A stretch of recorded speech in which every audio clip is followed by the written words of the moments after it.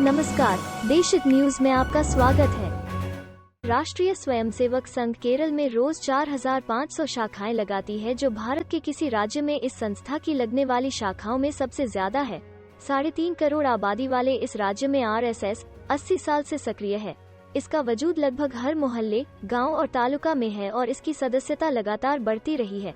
इसके बावजूद इससे जुड़ी भारतीय जनता पार्टी को इसका कोई खास चुनावी लाभ अब तक क्यों नहीं मिल सका है? दरअसल परंपरागत रूप से किसी भी चुनाव से पहले आरएसएस के कार्यकर्ता बीजेपी के पक्ष में अनुकूल माहौल तैयार करने हफ्तों पहले आम वोटरों से जुड़ने मोहल्लों, गांवों और कस्बों में फैल जाते हैं और चुनाव प्रचार के दौरान संस्था के खास पदाधिकारियों को बीजेपी के उम्मीदवारों की मदद के लिए साथ लगा दिया जाता है।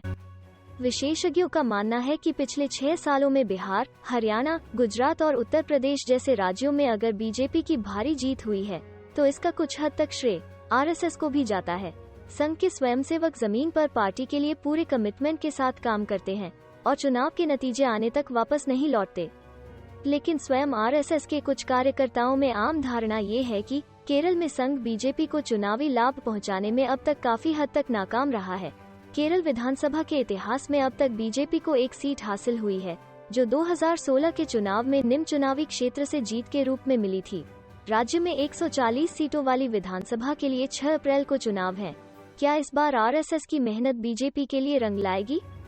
आरएसएस की चुनावी असफलता को समझने के लिए केरल की आबादी को ध्यान में रखना है। राज्य की 45% आबादी मुसलमानों और ईसाइयों की है। हिंदू 55% हैं और वो कई विचारधाराओं में बंटे हुए हैं। बहुमत उनका है जो लेफ्ट पार्टियों का समर्थन करते आए हैं।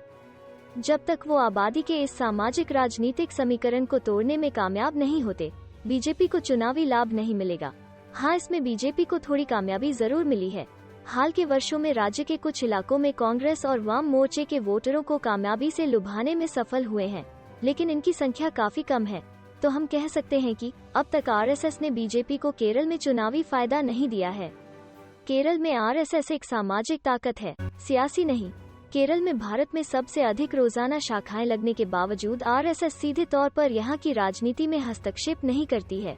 केरल की जनता भी इसे केवल एक सामाजिक संस्था के रूप में देखती है। बीजेपी केरल में उस समय सफल होगी जब इसे हिंदू समुदाय का बहुमत वोट दे, जो हिंदू वोट का ध्रुवीकरण करने से ही संभव है। पार्टी केरल में ये करने में नाकाम रही है। अब इसके पास एक ही विकल्प है और वो है अल्पसंख्यक मुस्लिम और ईसाई समुदाय के वोटों को हासिल करने की कोशिश। परंपरागत रूप से केरल में मुस्लिम और ईसाई समुदायों ने कांग्रेस के नेतृत्व वाले यूडीएफ को हमेशा वोट दिया है, लेकिन ईसाई समुदाय की शिकायत ये रही है कि यूडीएफ में मुस्लिम लीग हावी रही है, जिसके कारण भी उनका हाल में झुकाव बीजेपी की तरफ हुआ है। इसके अलावा आरएसएस के ऊंचे पदाधिकारी हाल में चर्च के लीडरों से मिले हैं और बीजेपी को जिताने की अपील की है। केरल का हिंदू एलडीएफ को वोट देता है। केरल के इतिहास में परंपरागत रूप से समाज सुधार आंदोलन लेफ्ट फ्रंट ने चलाया है। केरल के हिंदू इसी आंदोलन से निकल कर आए हैं, इसलिए वो परंपरागत रूप से लेफ्ट फ्रंट को वोट देते आए हैं। लेकिन 15 साल पहले की तुलना में बीजेपी एक तीसरा मोर्चा बनकर जरूर उभरा है। जैसे ही 1980 के शुरुआती सालों में बीजेपी में केवल 2 सांसद थे, लेकिन आज इसके सांसद सबसे अधिक हैं और ये सबसे बड़ी पार्टी है। उम्मीद है कि आरएसएस की मेहनत बीजेपी के लिए एक दिन रंग लाएगी। दोस्तों, आपको हमारा ये वीडियो कैसे लगा कमेंट सेक्शन में जरूर बताना और हमारा चैनल देशहित न्यूज को जरूर सब्सक्राइब करना। धन्यवाद।